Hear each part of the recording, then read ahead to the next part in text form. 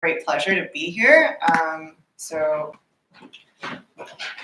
The sort of what I really wanted to do today is share a little bit of my personal experience. And I want to preface this by saying that I'm neither a theologian nor a philosopher, but I am a scientist. And so I'll try and speak about how my experiences as a scientist have sort of played into how I see it enhancing my own faith life, and I think how we can perhaps transmit that to the students that we teach. And so I feel it being particularly nice to be here because I'm also teaching a course at the university this semester, so it's also been a nice reflective experience for myself. So just an introduction for those of you who don't know who I am a doctoral student in the Department of Psychology at U of T here. And my work is focusing on how people listen to each other in noisy environments and how we can use contextual cues to help us understand each other when it's not entirely clear what someone else is saying. But I won't be talking about that today. You can ask me about it later on. I'm more than happy to talk about it. And hopefully my enthusiasm will sort of demonstrate one of the things that I want to talk about, which is, well, how do we reawaken the desire for understanding the world around us in the students that we teach. So just a little outline of what we're going to be talking about. So again, I said, I'll talk about my own personal experience of faith entwined in science, how I came to really know Christ personally through sort of the experiences I gained by my passion for science. A little bit about my life in just sort of the university and in the academic sphere as a Catholic graduate student. The long story short is that it's very important to have fellowship, which is why a place like the Newman Center is excellent. And then the main point of my talk is talk about doing science as an expression of faith and the role that curiosity and desire play into that. And I'll sort of define desire in a certain way in the process of the talk. So I'm gonna intersperse this sort of with a whole bunch of questions, and we'll have time to discuss them later on, but I want you to start thinking about these now. So the first question is, what is your first memory of being wowed by science? Because one of the things that I've learned is that in order for you to really transmit or generate interest in your students, you have to think about why you were interested in that topic yourself to begin with. So I'm teaching a course at U of T in cognitive neuroscience. And one of the things I thought was, well, why am I interested in cognitive neuroscience to begin with? I'm interested in cognitive neuroscience because I think it's a perfect sort of way to look at sort of the incarnational part of human experience. Where do the mind and body meet in generating our experience of life? And cognitive neuroscience is a super broad topic. It spans everything from how you see and hear to what your emotional state is, to how you problem solve, what happens when there's pathology in the brain that changes the way that someone you know very close to you is acting.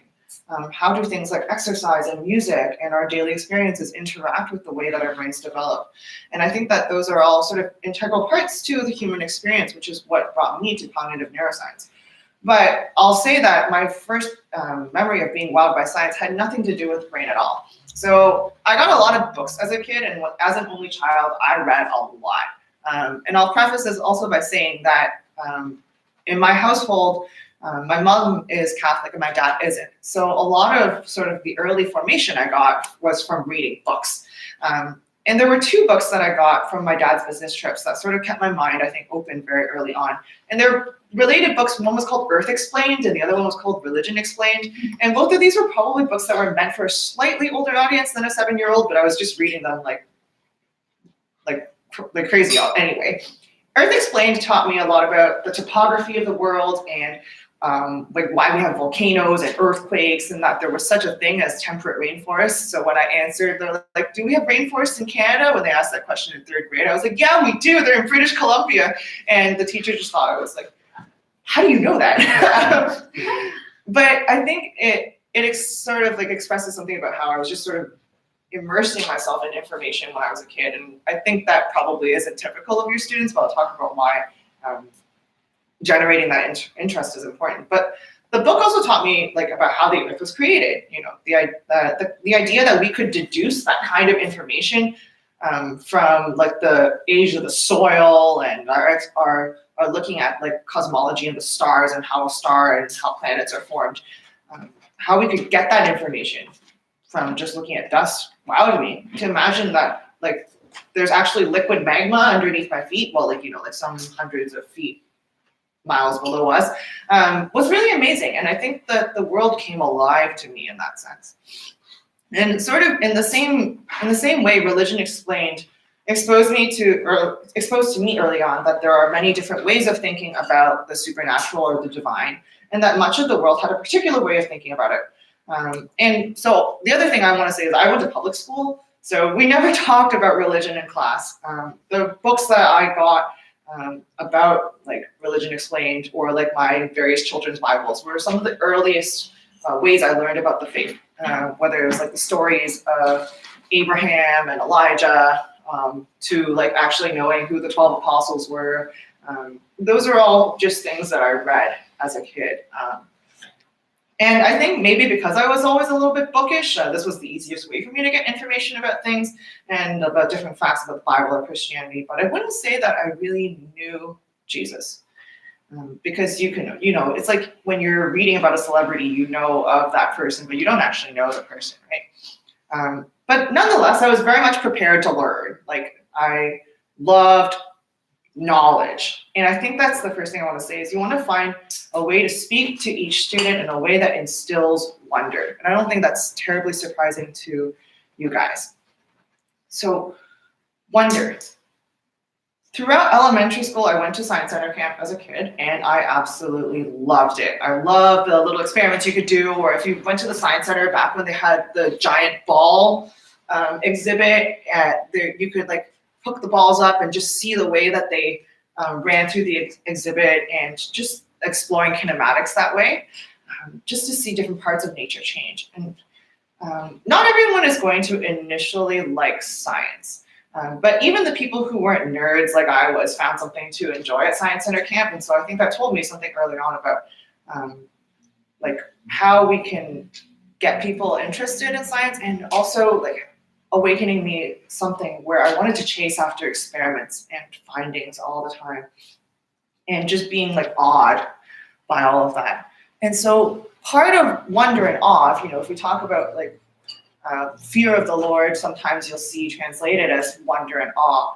And for me, part of that wonder and awe has come alive in the wonder of awe in God's hand in creation, because we can look at things and see how they interact in the world, but we don't necessarily get an explanation of why things are the way they are. Simply that things are the way they are.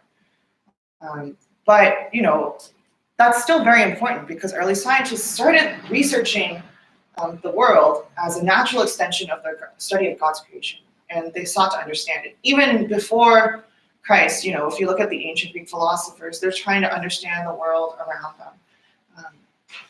And what the Holy Spirit brought to us was the gift of understanding. So one of the things that I saw when I was trying to look for like a definition of what the gift of understanding was, is it's penetrating insight into the very heart of things. And so that, of course, opens us for the capacity to see God, to perceive Him, but also this includes the capacity to do so in all of His creation. And how much better can we do that by looking at the natural world through the lens of science? And so maybe some of you are scientists or studied science in undergrad, and I want you to think about maybe why you wanted to do science then. Like I wanted to do it because I thought all the intricacies of science were beautiful. Like the word description, like the adjective I would use was beautiful. And because of that, I wanted to adopt systems of thinking as a scientist, some of which came more naturally and some of which took more effort. So being critical was kind of hard for me to develop as a scientist, but what came really easily to me was taking alternative perspectives, seeking all alternatives before accepting an answer, but also recognizing the limits of what each alternative can present as an answer. And for me, that took me right up to the limits of what science can do. And I think that the next talk will talk about, what the limits of science are. Science is a powerful framework for exploring the natural world, but that's just about as far as how it goes. And when it came to the supernatural, as I was reading science, science had no place. It simply just said, if science cannot explain it, then it cannot be true. And I found that very dissatisfying as an answer. But that willingness to learn, though, that I talked about earlier, inspired me to consider learning more and more about the world, but also about this religion that I supposedly professed, but knew really little about. Like, when I went to university, I went to undergrad at McGill, and I went there, I had no idea what the heck Vatican II was. If you asked me about early church history, I would have no clue. And I was just sort of stunned when I realized, I walked into the Newman Center there and started talking to people and realized what wealth of knowledge I was missing out on. And I don't know that I would have had that attitude to pursue knowing more about Catholicism were I not already engaged in this desire to understand through the lens of science. So you're gonna encounter students, I think, for some of whom this is true, and others for whom this is not true. And some people might already sort of think, oh, well, if we can explain everything by atoms and forces, then that's sort of it, right? We don't need anything. We don't need to describe any other aspect of the world because the world is matter. But I'll borrow this quotation from Brother Guy Consolmagno, who is the astronomer for the Vatican and a Jesuit brother. He says, if you assume that only atoms and forces exist, you're going to miss out on things like beauty, truth, and love, so our transcendentals. You'll miss out on the very things that make you want to do science in the first place. And so I think it's important for us to keep in mind things like wonder and awe, beauty, truth. What is bringing people to do science to begin with? Because that's something that begins outside of the scientific realm. I'm going to quickly shift gears into a question probably that is dear to all of our hearts, which is, what reasons have you heard for someone leaving the church? So a couple of years ago, I think maybe 3 years ago, I read this article which was titled, Young People Are Leaving the Faith, Here's Why. And it was a study from the Center of, the acronym is CARA, but I forget, it's like religious applications. So looking at how religion interacts with the world. And they asked a whole bunch of young people, both people who professed being Catholic and people who admitted or said that they were raised Catholic but lapsed at some point. And they said, the first statistic that really struck me was 63% of people in this study who responded said they stopped being Catholic between the ages of 10 and 17. That's very young for people to be coming to sort of terms about, God doesn't exist, or the church is not for me. And that's also sort of the age frame in which, a lot of us are going to be working with students. And so they sort of start delving into a little bit more about why that's the case, because that's at the age of 17, your brain isn't even fully developed. Your brain does not fully mature until you're 25. So for some people to be coming to these conclusions already, you think, are they doing this too prematurely and setting themselves up for not being able to consider possible alternatives? So why is it that people, what reasons did they have? So these are some examples that I got from the article, but it was things these are some things that people said. Because I grew up and I realized it was a story like Santa or the Easter Bunny, they're talking about Catholicism. As I learned more about the world around me and understand things that I did not, I found the thought of an all-powerful being to be less and less believable. Catholic beliefs are based on fact. Everything is hearsay from back before anything could be documented, so nothing can be disproved, but it certainly shouldn't be taken seriously. I realize that religion is in complete contradiction with the rational and scientific world, and to continue to subscribe to religion would be hypocritical. Need proof of something. It no longer fits into what I understand of the universe. Now, I think these are pretty, condemning statements, but they also highlight, I think, some of the commonalities between, on why people leave. I'm just going to read some, when they interviewed some of these participants who responded, this is what someone had to say. I wasn't reading anything in particular that caused me to leave, but just with school. I have always been very smart and I was always studious. And I like to think I was like that as well. But as I started to enjoy math and science more, I just realized the discrepancy between religion and science. I guess that was another shaking point. Obviously, the two can coexist fairly easily. People do it all the time. But for me, I was one of those more towards the science end of Catholicism, or science end of things. Catholicism especially did seem to clash fairly well. And then, of course, again, further along the line, that pushed me away from the church a bit more because of the belief in science that don't really stack up with religion as far as agreeing with each other. Half the people who responded said that there were the two main reasons that caused them to leave the church were not believing in the church's teachings and not liking the church's judgmental approach. And I think that we can sort of dissect that into what specific teachings of the church are they disagreeing with? Because when I first read this, or posted this in my old faith and science discussion group, one of the people said, I'm actually surprised that it wasn't the hot button issues like abortion, euthanasia, gay marriage that were sort of the boiling points for people. And I was surprised of that as well. I think the statement of not agreeing with the church's teachings can encompass that. But these statements highlighted here show something that's not really related to those. These statements are framed around scientific phrases because science can tend to be presented as, the singular way to understand not just the natural world, but the entirety of reality.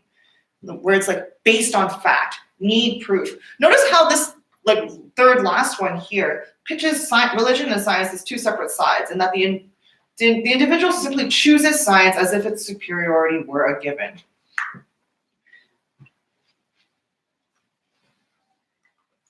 So a couple more things from this study that I found were really interesting. The first is that they looked at Catholics with and without Catholic education. So I guess in my case, I would fall under a Catholic who does not have a Catholic education. People with Catholic education were considered to be either Catholic elementary school, high school, or attending a Catholic university. Catholics without or with Catholic education are more likely to not say that the Bible should be interpreted literally. So there were a greater number of respondents who, without formal Catholic education, who said the Bible should be taken literally. Although, if you studied in a Catholic environment, you might already know that as early as St. Augustine, they were already suggesting that, probably you shouldn't be taking the creation story literally, because what is a day? For example, the Hebrew definition for a day was sunrise to sunset. And if the sun wasn't created until day 4, then, what's the first 3 days in terms of length of time? We can't say that it's 24 hours. Catholics with a Catholic education are more likely to agree with the scientific understanding of the Big Bang and creation of the universe. Probably has to do with the fact that they're teaching about Georges Lemaitre, who was a priest and came up with the Big Bang, and Einstein loved it.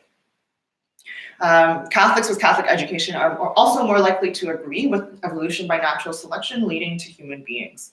And so I want to include this first point because it speaks to how important what you're doing right now is. How many people have left the church because they've been poorly catechized? How has this poor catechesis cyclically affected not just their ability to understand religion, but to understand science? If we're teaching and if the people with Catholic education are more likely to accept these, scientifically presented facts, then what are the people who don't have this education, what are they getting and in terms of their education? And I think in that sense, I find myself very fortunate when I was in my public school system that it was inherently pluralistic, and even though we didn't talk about religion, no religion was ever particularly attacked. And I really want to thank my high school biology teacher in particular for not only instilling in me this desire to continue biology, but also present alternatives. And I'll sort of explain a little bit about one particular example that stays in my mind. And so there's a couple of questions that like I think we can consider, which is first is, what is the strength of a rigorous scientific education that can help come to a deeper understanding of the Catholic faith? Because we can see how a Catholic faith might be able to inform our scientific endeavor, but also the parts of the scientific method, such as considering alternatives, being critical about like perspectives that are being presented. All of those are important for also considering popular science arguments against religion, because we have to be critical about those as well. Taught properly, science should elicit a certain amount of healthy doubt and critical thinking. Theoretical models in science come about because someone has considered all the phenomena that they've observed about a certain thing, and they've tried to unify them all together with a single explanation. If someone finds something that falls outside of that model, or if the model is just wholly insufficient to describe nature, someone else comes up with a new one. It's steps like those that lead us to developments in science. Like, for example, what do we think an atom is? I think like as early as the ancient Greeks, someone had come up with the idea of what an atom is, but it wasn't until modern science as we know it, which is like involving the scientific method, rigorous experimentation, that we started actually looking at like what could the smallest unit of matter be, and developing models for what it is, because based on what we observe, a previous model no longer fit. And I want to say that people do this across the field. So in neuroscience, there's a neuroscientist, Carl Friston, who I think probably has one of the more famous models for how the brain works as a whole, which is a very bold statement. But to sum it up, it's called the free energy principle, and he basically says that the brain's whole objective is to reduce uncertainty about what happens next. And so models like predictive coding, so like being able to predict what comes next in the sentences I'm saying, for example, your brain is working to reduce the amount of uncertainty that comes up. And I tried reading his paper, and it's very dense, and I found it very hard to understand, to the point, and I'm not the only one, to the point where there's a whole Twitter account which is dedicated to parodying his way of talking about how the brain acts. And I think I want to say this because it shows that we can be critical towards scientific developments and considering alternative explanations. And ultimately, there comes a point in time when someone has to assent to whether a scientific principle is parsimonious. So, like, do I agree? Like, can I adopt, Carl Friston's free energy principle for something that will inform my own experimentation? There comes a time where I have to decide whether I want to or not, but the scientist isn't going to do so simply on the authority of one source. So I'm not just going to listen to Carl Friston and say, yeah, I totally agree with you. I should be looking at other pieces of evidence to say, okay, does this actually support what he's trying to say? Does this not? Why does this not? So why do young people assent to like whatever they see on the internet or just the hearsay of a popular scientist without seeking out other sources, like their teachers or their parents or their parish priest? Is it that they aren't taught to have healthy doubt, or is it because they don't feel comfortable asking their teachers? And then is that on teachers to foster the kind of environment where students can feel comfortable to share their own doubts and concerns without letting it consume their minds? So I want you to think about that. Like, do you think that your students, like if you're teaching right now or if you're about to teach, like, do you think that you'd be able to make an environment that's comfortable enough with them that they can express their own vulnerabilities with you? Because I can imagine a situation where a student read something about how, like for some argument against the existence of God, and they don't want to ask their teacher because they're supposed to believe that it's true, but they just let it fester in their heart, and the more that they read into it without actually being guided by someone else in that searching, because remember, they're still kids, their brains are not fully developed, and they haven't perhaps developed like a proper critical thinking process, then they're going to eventually, by the time they're able to talk about it with someone, they've probably already adopted it as true. And so I think that that's just a really good sort of first thing to think about. I'm gonna jump again back to a scientist because I've been talking about why people should do science and why it's important for developing their ways of thinking and how that can be applied to an approach of faith. But maybe think about like what is a scientist? Like in your own words, when you think of someone who does science, like what is that? I want you to think about that as I sort of present some of the other things I'm going to be talking about. Because I Googled define scientist, and the definition they give is a person who is studying or has expert knowledge of one or more of the natural or physical sciences. And I like that they say a person who is studying because a scientist is not necessarily a scientific expert. A scientist is anyone who's, for me, it's anyone who's engaging in this process. Because in classical times, knowledge of the natural world was produced by like philosophers and physicians or doctors. They weren't like trained scientists in the way that we understand them. Modern science didn't develop the way that we understand it until around the Renaissance, and the term scientist doesn't even show up until the 19th century to describe Mary Somerville because the popular term man of science wouldn't have applied to a woman, so they decided to make the word scientist, like physicist, artist, theist, atheist. So someone came up with scientist, and that's the word that stuck around. And what I wanted to sort of hone in, because I said, I like the fact that it says studying, is that we're all at some point engaging the study of nature, whether that's when we're kids or when we're just sort of looking up and marveling at the sky or watching a baby grow. That's like your observations are a part of science.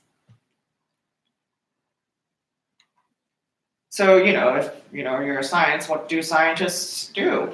And I'm going to refer back to the previous article by Brother Guy that I talked about, in that he says, religion and science are not about believing in things. Our religious belief is not in a thing, but in a person, indeed 3 persons. Our faith is in the Father, Son, and Holy Spirit as described and identified in the Creed, and in the Church that leads us to these persons. Because if that's our belief and like that's our religious belief, science also involves a belief in people. Like I have to believe that the fellow scientists whose papers I'm reading are reporting observed phenomena as described in the rigor of the scientific method. Like I have to believe that they're all doing it right. And that if they're doing something that's not like logical or it doesn't follow, their conclusions don't follow from the results, that I have to believe that they're reporting everything in order for me to make that conclusion. Because that's not always done. There's many cases in which science is not well done. First is that on the grounds of the scientific method, we can evaluate whether this method was correct for trying to answer this kind of question. And sometimes there's honest mistakes that are made in the calculation of analyses or the interpretations of data. That's one way. And that's something that the scientific world uses in terms of like peer review for their journals to try and catch some of the assertions that other people are making so that we're all doing good science. Peer review doesn't always work. There is an excellent place called Retraction Watch, which publishes retractions from journals across the world that happen every single day. And that site, like I'm amazed at how much stuff comes up all the time. And but that's not, there's retractions because of honest mistakes and errors, like maybe, I accidentally put this figure instead of this figure. But that doesn't explain some of the more insidious methods that people use in order to succeed in science, and the disgust that scientists feel when they hear cases of scientific fraud. So without going into too much detail, like I've seen this firsthand of how people who are trying to do science in a way that misleads other people and misleads the public, the taxpayers who are paying the money for us to do science. They're basically hearing exaggerations and sort of untruths. But when people get disgusted by that, that's not a scientific view that we're taking, but an ethical one. And at that point, ethics sort of extends beyond science. And we can see how ethics interacts with science, even just in the way that I have to submit like an application to the Research Ethics Board every single time I design a new experiment that I want to do with fellow human beings, because they need to see what I'm doing and to say, is that going to be too coercive for them? Like, I'm not allowed to pay people exorbitant amounts of money to come do my study, because then they're going to be incentivized, and that's not only going to feel like they're being pressured to do well, that's also not going to be good for the results that I want to put out. And so, like, my day-to-day as like a Catholic scientist isn't just conducting my own research. It involves the building off of work that other people have done. And there's a certain level of trust that I have to have in the scientific community, that what I'm reading and building my own research off of is work that is empirically sound and that hasn't left anything out, so that I can interpret those results and see whether they fit with the models that I'm trying to use. Here too, I'm not believing in a thing, but in the person behind it. Science isn't done in isolation, but in community, whether that's like, hashtag academic Twitter or departmental colloquia or visiting speakers or just a meeting with my supervisor. And I love meetings with my supervisor, especially in person, because he's bad with email, but we have excellent conversations whenever we're talking. We necessarily, as scientists, have to communicate. And I think I see that as a strength of recognizing the human behind the science. A lot of people in science are doing that now too, they're couching it behind words of like self-care or wellness, but they really, all of that just signifies something behind all of that, which is that they want to be loved. And the last thing is, what science can tell us, inform us about our faith is, how does our Creator relate to our creation? So back to a quote from Brother Guy, where faith tells us that God created the universe, science tells us how he did it. And implicit in that statement is that science can tell us how the universe is created, but not why or who did it. So the last thing is that, I'm talking a lot about science, and I spent a lot of time talking about my experience as a scientist and some thoughts about what I've seen among like my friends, like those statements about like, yeah, I need proof of something, or I found that it was no longer coherent with my own worldview. Like, those are things that I've seen in my own friends too. Friends I went to high school with who maybe they professed a faith and now they don't. I'm sure this isn't news to you, and you probably can think of examples of that in your own lives. But perhaps the most personal and maybe radical part of this talk is going to be my following claim, which is that science is an expression of an intrinsic human capacity of desire. So I want to talk about, what am I talking about when I'm talking about desire? So this comes out of a book that I've been reading recently, off and on for the past year. So this is Disarming Beauty, which is this collection of talks by Julian Caron, who is the current leader of Communion and Liberation. And in it, he talks about sort of the collapse of the Christian civilization and what it is for us to bring it back. How do we start? Where do we begin engaging people in getting to know Christ again? And there's a whole section that like my reading group and I just sort of jumped to, which is part 3, which is an educational emergency. So in it, he explicitly talks about how we can start addressing this problem he sees in young people by going to education. And the first talk of it is actually, this quotation is actually from then Archbishop Bergoglio, who we now know as Pope Francis. And this is an introduction to his book, which is called Beauty Will Educate the World. So he says, desire is opposed to necessity. The latter is satisfied as soon as the want is filled. Desire instead is the presence of a positive good. It constantly increases, grows in structure, and draws us towards something greater. The desire for truth proceeds from one encounter to the next. And I want to use this definition as sort of the crux of my point, because I think it's true that you can and should do this with any discipline that is taught, because ultimately all of them should be exercising our gift of understanding from the Holy Spirit. And through all disciplines, we can come to a different glimpse of the divine. But I'm going to focus on science since, that's the reason I guess I'm here. And also, as we've seen, it's one of the biggest obstacles to professing the faith as the way it's presented in the world nowadays. Desire here is contrasted with what Disarming Beauty quotes as beastly craving, or the satisfaction of needs, because desire opens up to the new, to that which is not yet known, thought, or seen. And these are important elements for the search of knowledge in general, but it's probably more synonymous with our understanding of STEM fields, so science, technology, engineering, mathematics.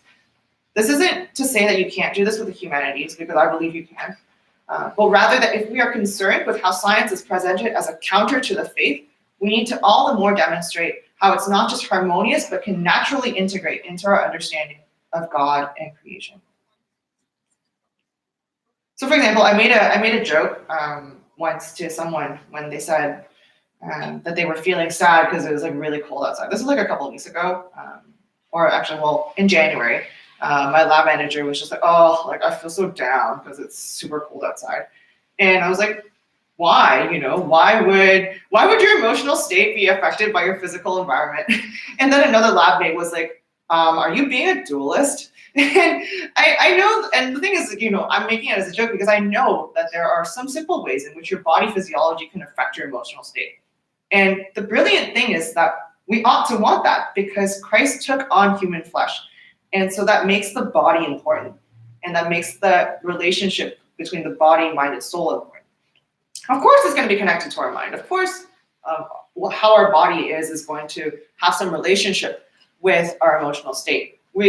I think where people might disagree is not on that point, but simply about the directionality of this relationship and the origins of the change that is instituted. And so, if this capacity to perceive the divine is something that separates us from being human, separates us as being human. So that's one way I've heard of humanity, is that humans have the capacity to understand the divine. If we're not exercising that capacity, we're losing part of our humanity. If we're all engaging and learning a little bit about nature every single day, whether it's reading an article and thinking critically about where the science comes from, because that's actually a really important part of what we're doing in science nowadays, is trying to engage the public in scientific literacy. So making sure that when you're reading something, you're not just accepting it as like, oh my gosh, it's true, but like, where's this information coming from? Are they quoting bad statistics? Are they being selective to try and make an article like sound snazzy? But also trying to understand like, where is this information coming from? We want to be critical of it. Or if you're, as I was saying, admiring the clouds, or maybe today the snow on a snowy day, or sitting in the lab with your samples, you in some way are taking up the role of a scientist. Your curiosity engages you with the world, with God's creation, and that's important. We should want to know about our world. We should want to delve deeper into it. And that will vary depending on what kind of student you are. If someone's really into sports, you might want to say, have you ever thought about like the way that all your muscles work together to coordinate movement? Have you thought about, if they're a musician, have you ever thought about how these sequences of sound come together and make something beautiful? What are those sequences? How do you do it? And so science provides us with a way to formally teach this sort of curiosity and incite that desire that I was talking about into our students, because we can use the methods of science to help students ask questions, seek out answers, and then guide them in interpreting those answers. Because we have to provide them with a way to guide them into coming up with their conclusions. And so the last question I want to ask you, is like, have you ever seen students be complacent with answers, or like things that you just say, and just sort of having them like smile and nod and accepting them? Or are they asking questions about why answers are the way they are? Do you challenge your students to consider the possessions for themselves? And I think that like that's probably more for like grade like 8 or like high school students to really be engaging critically with their work. For younger students, that's going to be a little bit more difficult to do, but you can still start with instilling curiosity, like doing fun science experiments in class. That's what always got me. It's like, whoa, this like cabbage changed color, like that was always really cool. And so I want to just leave off with one more story about my experience in public high school, which was a way of how I learned about evolution. So in grade 11, I learned about evolution in public high school, and my high school teacher taught us about young earth creationism in the same breath as evolution and theistic evolution. So keeping in mind, this is a public school, my teacher made no presumptions about what he personally ascribed to, but presented the evidence and allowed us to come to conclusions ourselves. And he also presented natural selection. So that's like, the idea that some people are born with certain traits that are more advantageous for survival, and that nature as a consequence will just sort of, the people who aren't as fit to survive are just going to die, and they're not going to pass their genes on to the next generation because those are disadvantageous for survival. So he presents this with a smile and sort of jokes to my asthmatic friend with a peanut allergy that if this were the law we were to live by, she ought to be dead. And the amazing thing is, like he laughs and we all laugh because we could recognize the ridiculousness of that statement. And in that way, he sort of kept the humanity in us when learning about these concepts so that we're not taking them just like, word for word. Like we're actually thinking about it. It's like, yeah, that's true, but there must be something more to it than us because, we're developing medicine and like trying to keep everybody alive, right? And I think in my sort of pedagogy class for the Department of Psych, which I had to take as a workshop before I could teach a class, is an effective way to teach is, to guide students through developing theories. So if you're teaching a science class, you play out the role of someone who came up with a prominent early theory. Like, why did they come up with that theory? And discuss about what evidence showed for that theory to be true. And then talk about some evidence that shows for it to not be true. Is there an alternative explanation that can explain both sets of evidence? And then why does it do that? The last thing I'll say is that I've noticed that in marking undergrad tests, which I've done for like 4.5 years at this point now, is that when people write short answers and like we say, what does this experiment show? Or like, is this true or not true? Why? Undergrads will often just say, this is not true because the scientists did this experiment. I'm like, well, yeah, but what did that experiment tell us? What about that experiment disproves that initial point or tells us an alternative point? And I think that tells us something about the way that students are approaching information in general. And so that can extend not just beyond scientific information, but about information they're learning about the church, about the faith, about Christ. Really always going deeper into like why something is. And in that going deeper, that trying to like continue with that desire, you're going to, it points outward, continually outward to something else. And ultimately that will point to the infinite, which is God. So that's kind of all I wanted to say. So thanks for listening. And I just had some of the discussion questions that I sort of interspersed throughout my talk. I'll present them now. So I think we'll break into discussion. Is that right? Okay, cool.